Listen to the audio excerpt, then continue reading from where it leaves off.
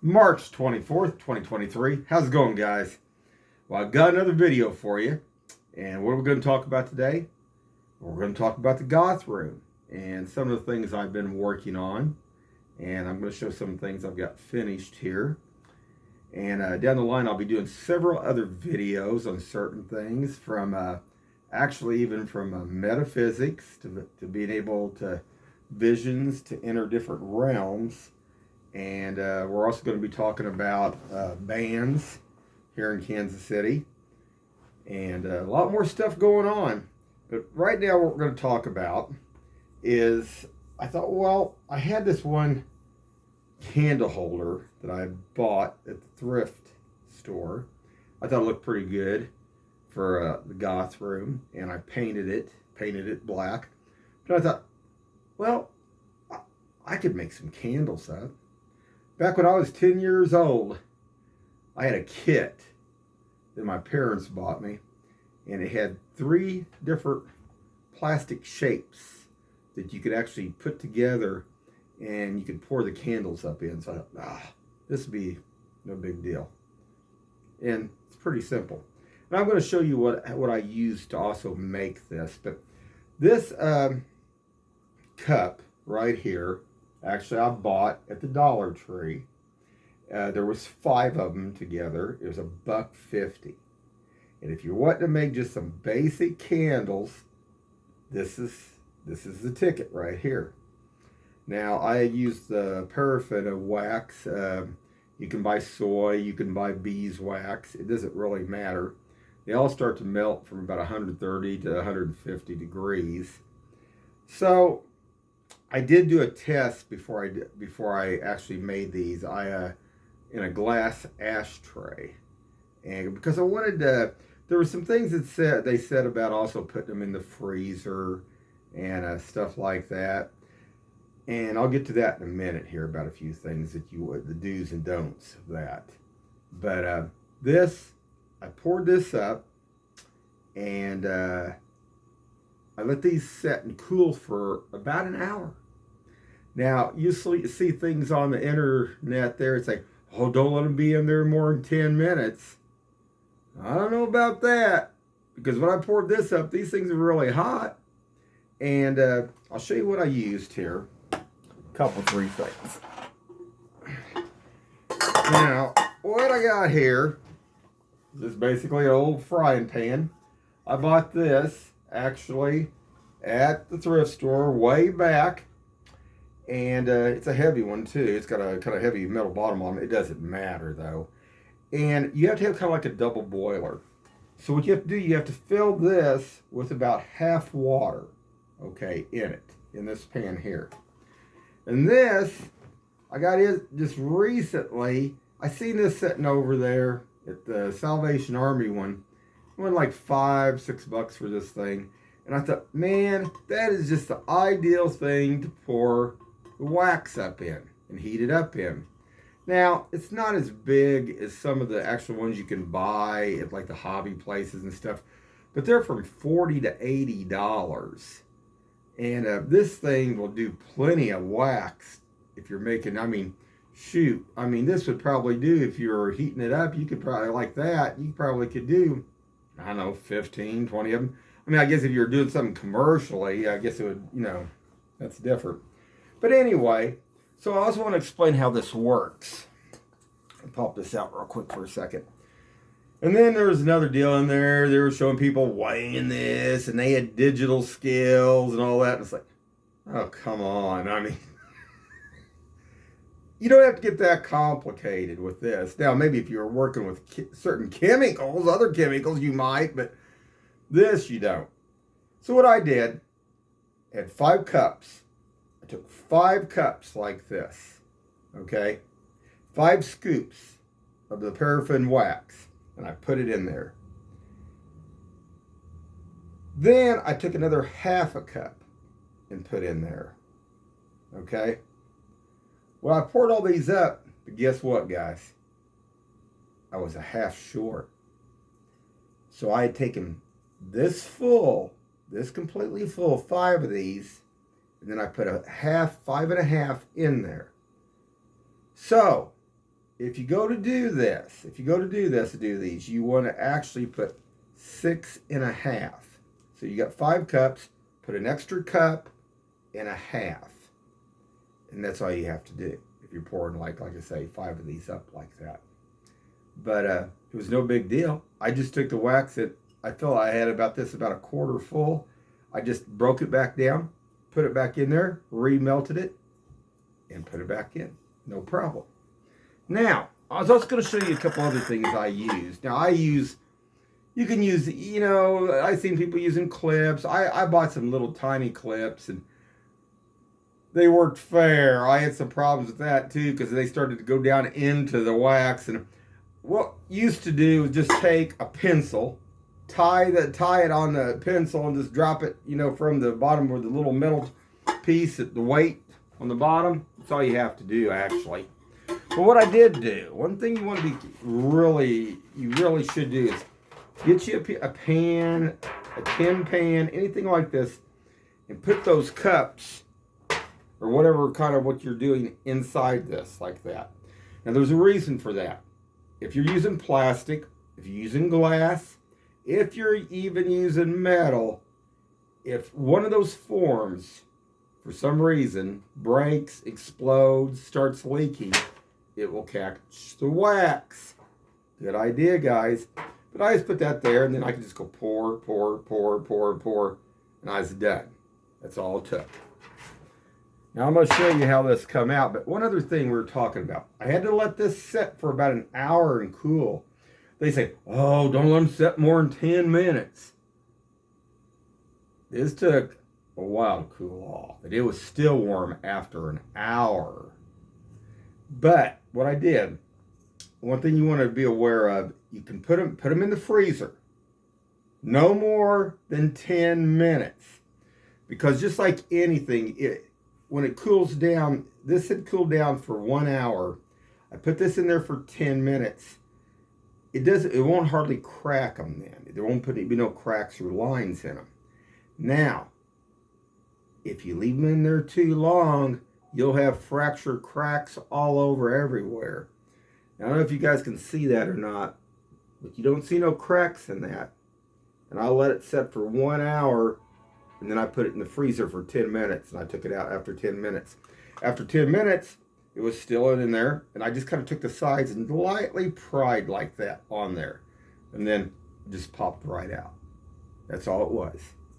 So I'm going to show this, and then I got a couple, 3 other things I did. I did a mirror that my cousin had bought my mother, and then she really didn't, have no use for it because we had other mirrors in the house and stuff. Tried to sell the thing. It was an expensive mirror. It was like a $300 mirror. And anyway, I put it to good use. What I did, I took it apart. I sprayed the outer edge of it. It looks like the sun. Painted it black. And Krylon's got a deal out now, some of these paints that are called translucent. And you're supposed to be able to spray them. You can either do it kind of like it's supposed to be better than, what am I looking like, than stained glass, but you could actually spray the mirrors. But I was needing a violet color, like a purplish like color on it. And they didn't have any here in Kansas City. So I thought, well, I'll order it. And then a couple, 3 different places had it online. But the problem with that is it was back ordered till November. And I thought, oh man, I'm not going to wait that long for that. Now there was one other guy. Yeah. I got the golden goose and the golden egg, and I'm going to ask any price. He wanted about $70 for one can. And I was like, no, I don't think so. So I thought about vinyl, back in the 70s, way back. It was before me, but like 70s like that. They used to use it for like disco and stuff, and they used to make jackets and clear jackets and, a little bit of everything out of it. Plastic, kind of like. But it was translucent with different colors. And then I also thought of cellophane. What about cellophane wrap? Like, wrap for wrapping presents and stuff. They have them all different colors. So that's what I used. I found a violet. Came out pretty good. It's got a little tiny little wrinkles, just a little bit, but not too bad. Not bad for $4.99, and it didn't cost me $70 out of a can some guys got somewhere hoarding them all. So I'm going to show that, and then I'm going to also show a lamp I'm still working on. I haven't decided if I'm going to hang it from the ceiling or it's going to come up from the floor, but I do have it set on actually a kind of a what am I going to say, a plant like light lamp, and it's cool looking too. I'll let you guys see that. And I got a few other things I want to talk about real quick, but hold on. So let's check this out and see what it looks like. So hold on, guys. Okay, guys, I'm back. And the first thing we're going to take a look at this candle holder. And there's my candles that I put on it. I thought that was pretty cool. Not too bad. And I mean, they were just about the right size.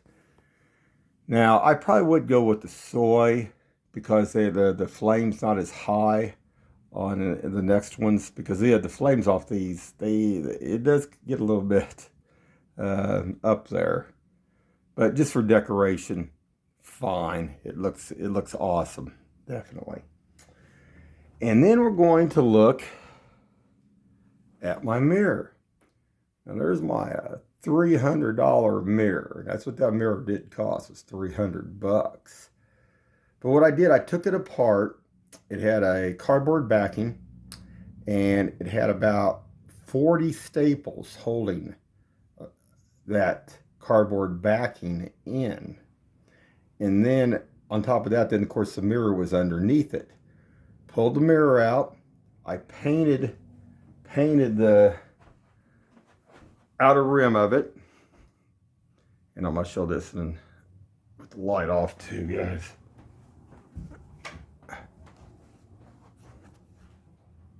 If it'll focus. I don't know if it's going to focus or not. Maybe not.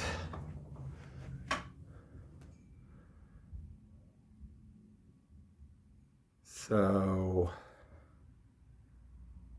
there we go. It's coming in pretty good now. So I took that cellophane film and put over the mirror, and I made sure the mirror was completely clean, really clean. Put the cellophane over it. Then I put the rim on it.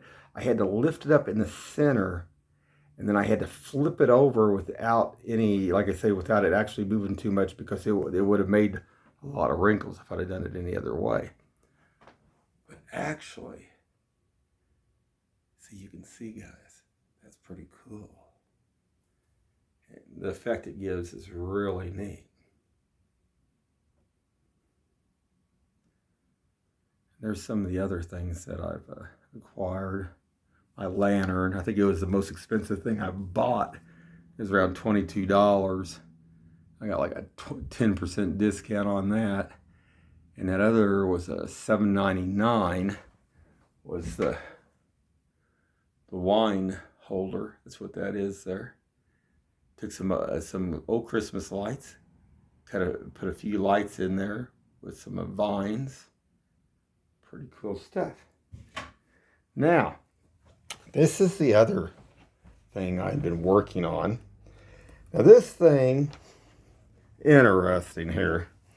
I bought it. It had a base on it. And it looks like most of it's halfway made of some kind of a tin metal material. But that base was cast, and I mean, it was hard. But somebody must have fallen on top of it, and it must have gotten broken. So somebody went in and they welded it. But when they welded it, they didn't make sure it was level. It was uneven. So when I purchased it at the thrift store, I got back here, set it down. it was cockeyed sideways. I thought, okay, I'll just use a hacksaw and cut through it. Oh no. I went through about 5 blades of hacksaws. It just barely scratched. It was, it wouldn't even cut. So I had to actually use one of those spin grinders like you use for like a tailpipe on a car to cut through it. And it took a while, believe it or not. Now the upper part is, like I say, made of some kind of tin material. That's simple enough. So what I'm going to do with this, I'm either going to use it in like kind of like this with a base like this, because what that is, that's actually a plant light underneath there like that. Or I'm going to take and I'm going to hang it from the ceiling and put a light inside of it like it is right now, but it's going to be coming from downward instead of upward like that, which that would look pretty cool too. I just haven't got to it all yet. And I'll turn the lights off here in a second, let you guys see this too, to see if they'll pick it up or not. Now that is an awesome, I think, effect, the way that looks there. That kind of like a grill effect on that. Pretty cool stuff, guys.